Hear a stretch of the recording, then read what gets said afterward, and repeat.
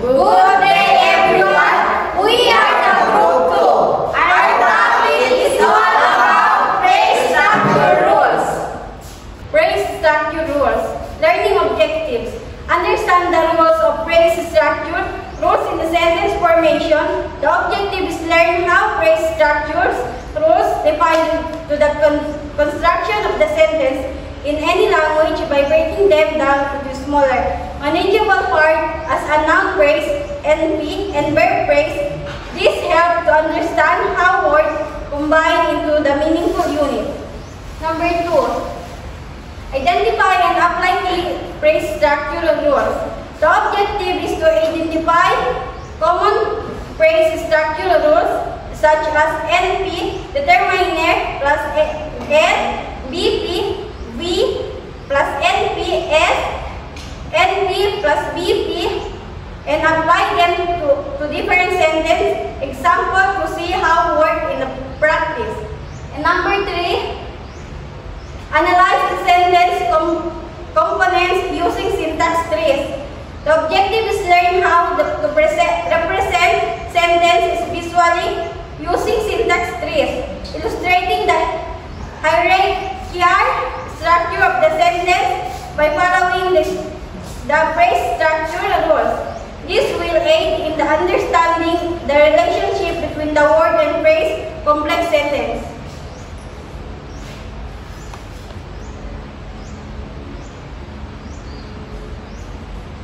Introduction. Overview the phrase structural rules. Phrase structure rules are PSRS. Define how sentences are constructed by breaking them down into smaller components or phrase. These rules specify how words group together such as a noun phrase NP consisting of determiner that and a noun N. PSRS help explain the structure and hierarchy within sentence. Importance of the understanding phrase structure. Understanding PSRS is crucial because they clarify how sentence form and ensure grammatical correctness. They provide a foundation for learning syntax, improving language comprehension and production. They are key in fields like linguistic and computational language processing. Good day, everyone. I am Marwa A. Salarain. Concept explanation. Destination of phrase structure rules. Phrase structure rules (FCRS) are formal guidelines that describe how sentences are structured by combining smaller unit phrase in a hierarchical way. Key concept: phrase, groups of words functioning together, noun phrase, non-terminal symbols, categories that need further expansion, NP and VP. Terminal symbols, the actual words in a sentence, the, and cat. Rules, the guidelines that define how phrase combine, NP, determine, plus, N, noun.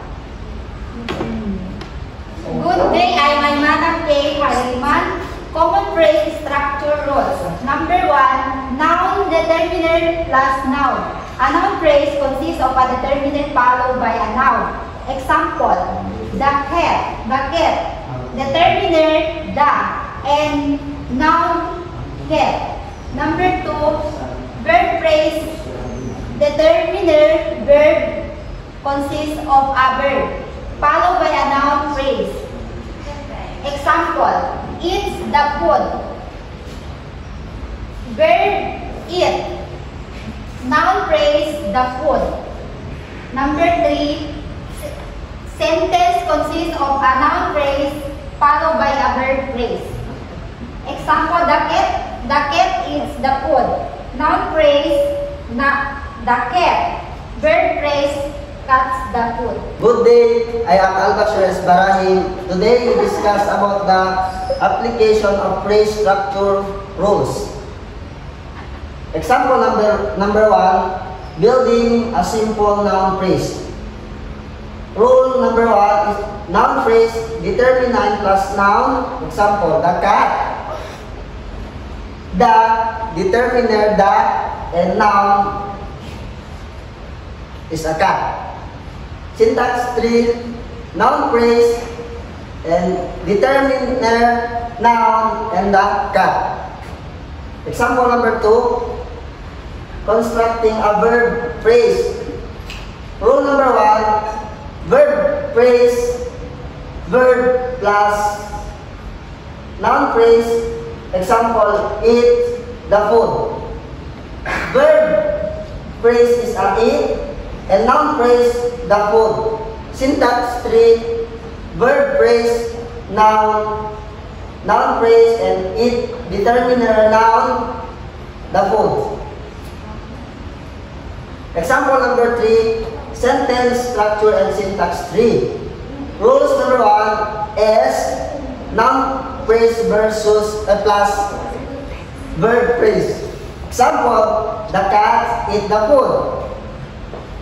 The noun phrase is the cat, and the verb phrase it eats the food. Syntax 3, subject, noun phrase, and verb phrase, determiner, noun, verb phrase, noun phrase, the cat eats, determiner, noun, the food. Complex example. The dog chased the cat in the garden. The rules, noun phrase, determiner the noun, and the verb phrase, verb plus noun phrase, and preposition phrase, preposition plus noun phrase, and S, noun phrase plus verb phrase. Example, the dog kissed the cat in the garden. The dog is the noun phrase, and the kiss the cat is the verb phrase, and the preposition phrase in the garden. The syntax 3, subject, noun phrase, and verb phrase, determiner the noun, verb, preposition phrase, the dog kissed,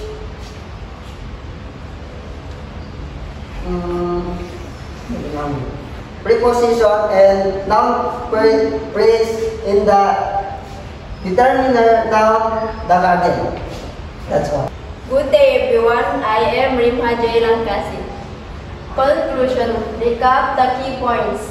The importance of the phrase structure in language and understanding. Recap key points. Phrase structure rules define how sentences are formed by combining smaller components like noun phrase or NP and verb phrase. And key rules include noun phrase, determiner, and noun and verb phrase, plus NP and sentence, and NP plus verb phrase. The importance of phrase structure in language understanding. Understanding PRS helps clarify how sentences are constructed in learning grammar and improves language comprehension and communication. Good day everyone, I am Fahad Akil. Final tool, mastering class, future is Cynthia for analyzing and constructing sentence, offering deeper insight into how language works and how meaning is conveyed.